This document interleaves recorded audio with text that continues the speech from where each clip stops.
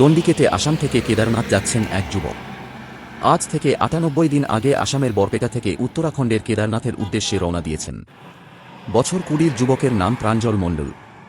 জগৎ কল্যাণের কামনায় কেদারনাথ মন্দির দর্শন ও পুজো দেওয়া তার উদ্দেশ্য বলে জানান। আজ তিনি দণ্ডিকেতে পৌঁছেছেন শিলিগুড়ি সংলগ্ন ফুলবাড়ি এলাকায়। প্রাঞ্জল মণ্ডল জানান, আজ থেকে প্রায় ৯৮ দিন আগে আমার এই যাত্রা শুরু করেছেন।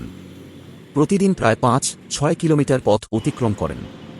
রাত কাটে মন্দিরে, আবার সকাল হতেই দণ্ডিকেতে যাত্রা শুরু করেন।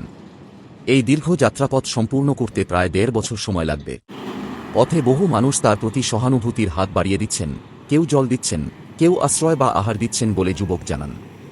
আমার নাম হইল প্রাঞ্জল মণ্ডল। আমি আসাম বরপেটা থেকে কেদারনাথ দণ্ডিকেটে যাত্রা করতেছি। কদিন আগে যাত্রা শুরু করেছেন? আজকে আমার ৯৮ দিন হয়েছে, ৩ মাস আগে। দণ্ডিকেটে কেন যাচ্ছেন, কি বিষয়? দণ্ডিকেটার উদ্দেশ্য হইল এখন সবারই মঙ্গলের জন্য আমি নাগার সিস্টেম কন্টিনিউ সাধনা করতেছি।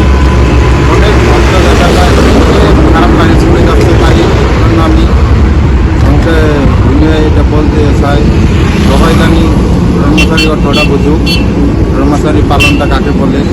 ওরকমভাবে যেরকমভাবে মানুষ চিন্তায় চলতে সবাই মিলে জুলে প্রেম ভক্তিয়ে বাঁচুক, এটাই আমার উদ্দেশ্য। প্রতিদিন কত কিলোমিটার? ৬-৫ কিলোমিটার আমি কভার করে নিচ্ছি।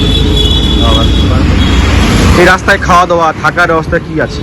রাস্তায় খাওয়া দাওয়া সব বাবাই তৈরি করতেছে। রাস্তায় হোটেলে মন্দিরে এরকমভাবে বাবা মিলে।